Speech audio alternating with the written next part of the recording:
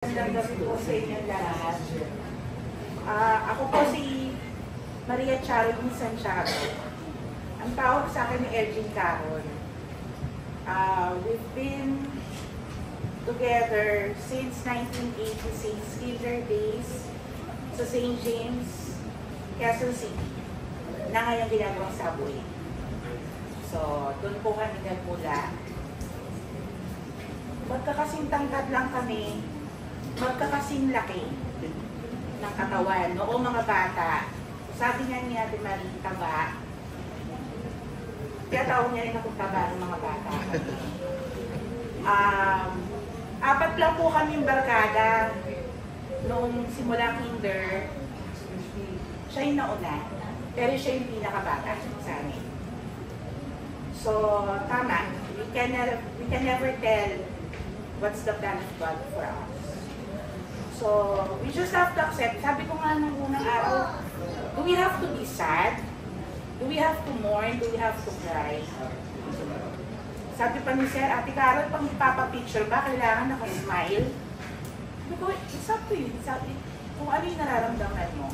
But me, within myself, bilang nakilala ko si Elgin during kinder days, to grade school, to high school, loyalty awardee din kasi. Loyalty awardee kami. Meaning, pag nagsimula ka ng kinder sa St. James hanggang high school, may medal ka. Kahit sira ulo ka. Diba? Kaya proud kami mga loyalty awardee. Mga magulang namin magkakasama, nag-iintay sa gate, hindi kami iniiwanan. And, tatlo sila lalaki, ako lang babae. In short, pinag-aagawan nila ako. I'm proud to tell na childhood sweetheart ko si Elgin. Yan. Pinupukso kami nun kasi talaga kami mataba.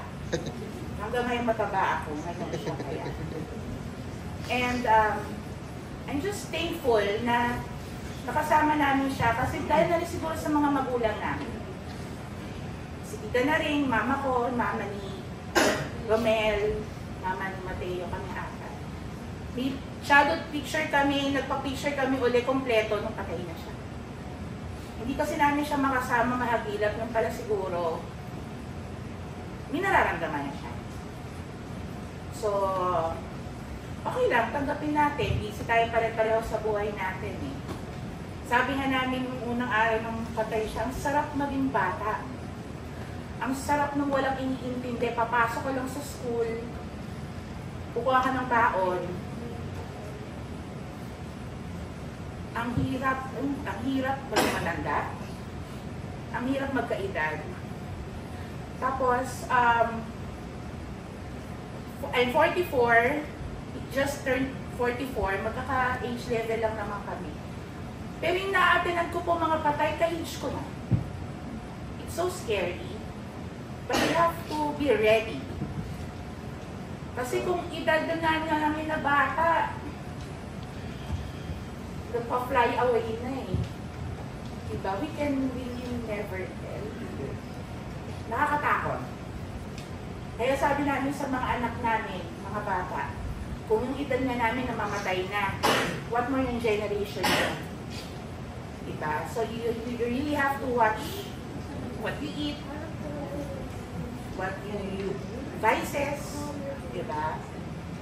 But I'm really thankful to have known the family of Leino from Sir. Kasi technically, dahil si Sir, inaanak ng nanay ko, kinakapatid ko din si Elgin. And during high school days, yan yung kasagsagan namin eh. Kasagsagan, huwag kayong lalapit sa grupo nila. Sila yung pinakalokong grupo nung high school kami. Diba? Kumbaga, pag magkakasama yung grupo, sayang wala yung mga ipunta na sila dito eh. Nakita ko sila nung first night. Kalalaking tao mga nag-iiyakan. Kasi, sabi nga eh, boys don't cry but real men do. Kaya nakakatuwa lang balikan yung mga panahon na walang iniintindi. Nag-aaral ka lang. Kaya nakakagulan na may mag-chat na lang sa'yo patay na. Bakit? do we have to question the Lord? Kaya isi-share ko lang po yung life verse ko. Psalm 37:4, delight yourself in the Lord and He will give you the desires of your heart. Magsaya po tayo. Kasi magaan yung buhay niya. At ibibigay po sa atin ni Lord yung hiling niya na makapag-share pa rin tayo, mabuhay tayo ng matiwasay. At mamit pa rin po natin yung mga tao importante at mahal natin sa buhay. See you again, Elgin. We will meet again. See you. Rest in peace po.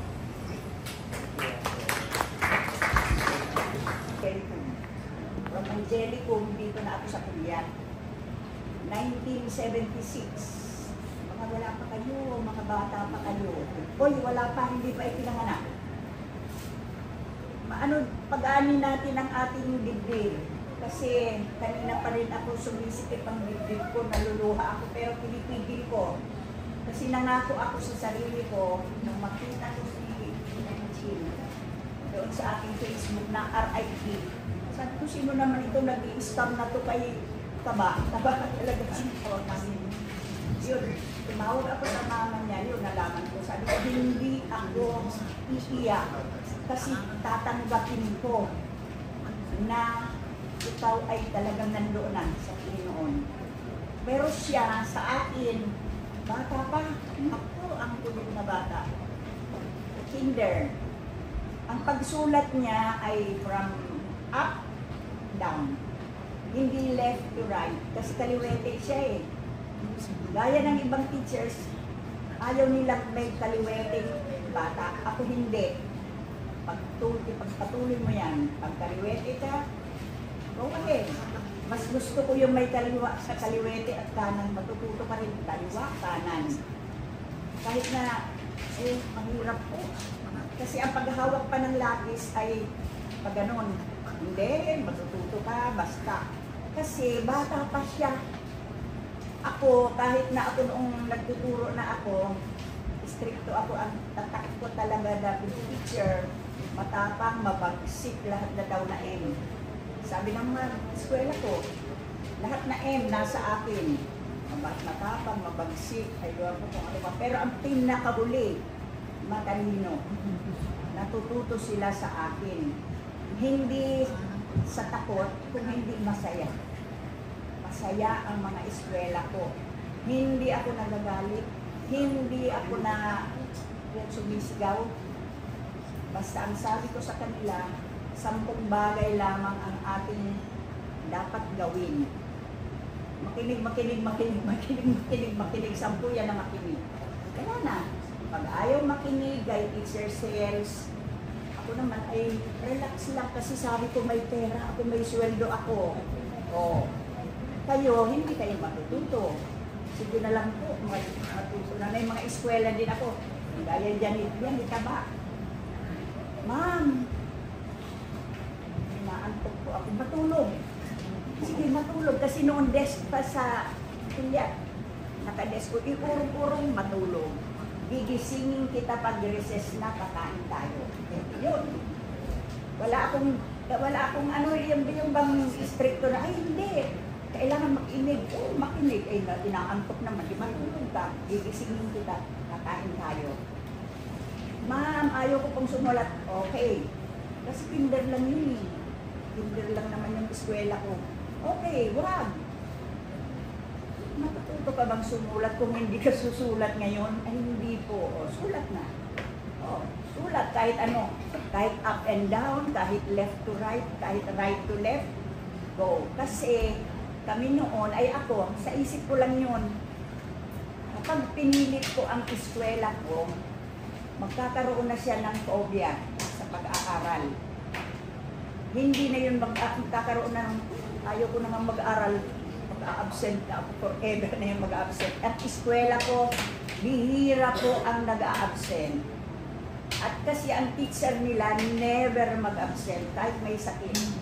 Kaya ako po, sa Quezon City, meron akong award na, number 1, Outstanding Grade 1 Teacher sa buong Quezon City, 96 schools.